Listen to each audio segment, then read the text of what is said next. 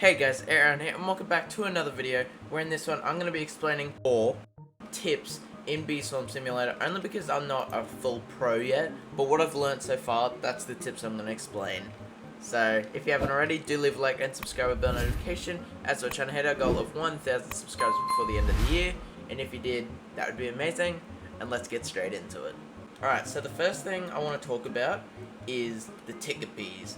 You would think there should be a different first one, but honestly this is my first one, don't judge me. Anyway, so for the first ticket bees, first you'll want to go for Tabby Bee. As you can see, you can build up the Tabby Love, which you can get up to 999 tokens, which literally makes him insane. Sure, it'll take a bit, but you'll get there along the way. And then the second one you should go for is Photon Bee.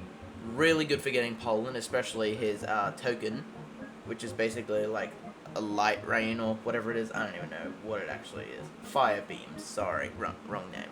Anyway, and then third, you should probably go for either Crimson or Cobalt. Either way, first or second, doesn't really matter in which order you purchase it, just as long as you get them both. This one, maybe after you've gotten the other ones. Cub Buddy is pretty good, but kind of trash at the same time. Kidding, no. He's pretty good. He will collect tokens for you, which is pretty nice. Puppy Bee is just terrible. Don't ever buy him. If you want to buy him, leave him till last. He is not worth buying with tickets first.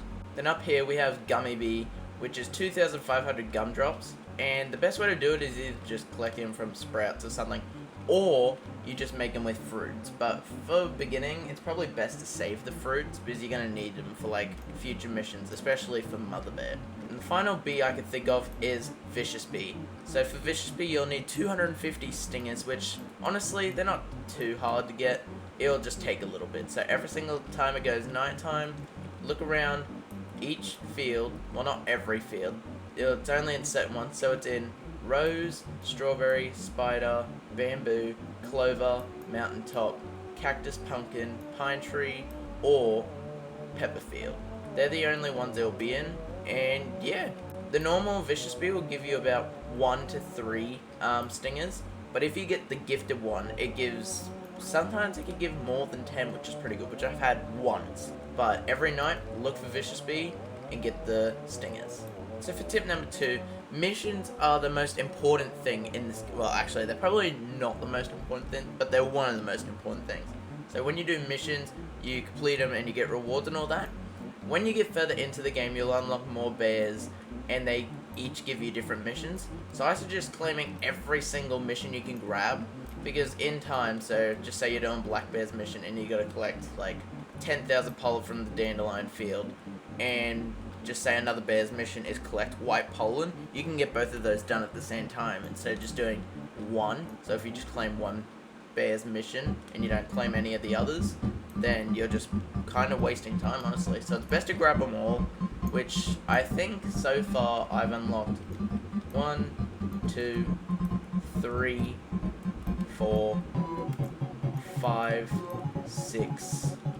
I think I've unlocked 6 so far. Oh, and I guess Robo Bear counts if you decide to do the Robo Bear challenge. But I suggest waiting till you're about mid-game, late game to do that.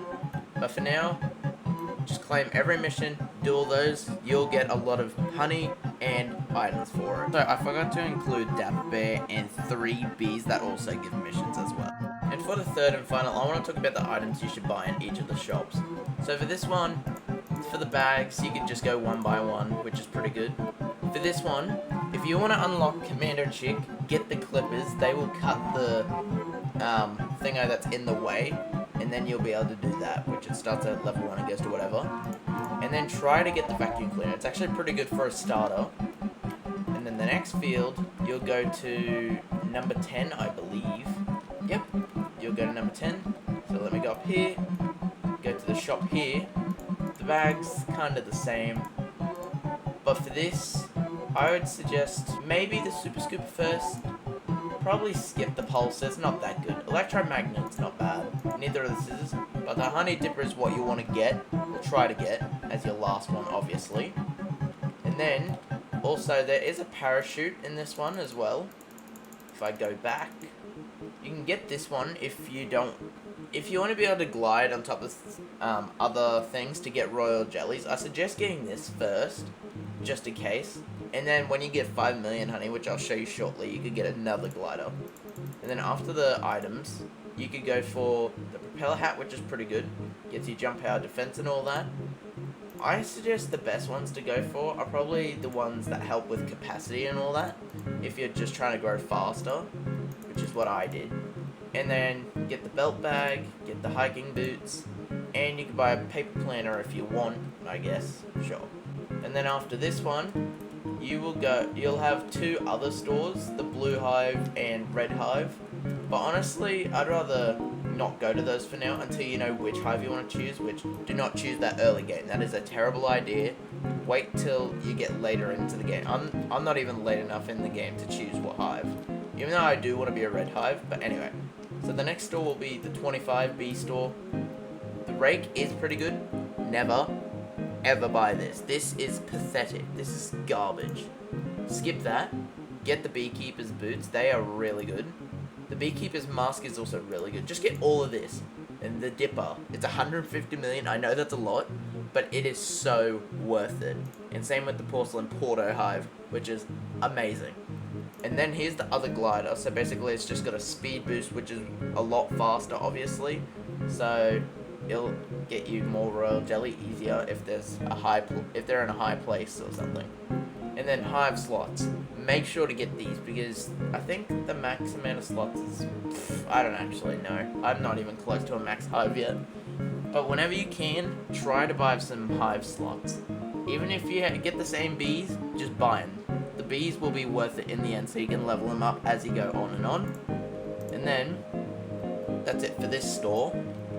And then after you go there and you get the porcelain dipper and the bag, you'll go to the ace badge, which you will need 1 ace badge in order to go into the store. So you go in here, and the guards, these are the best ones in the game, I think, by far. And then honey mask, you'll want to go for this. If you're trying to grind honey, this will be good enough for you.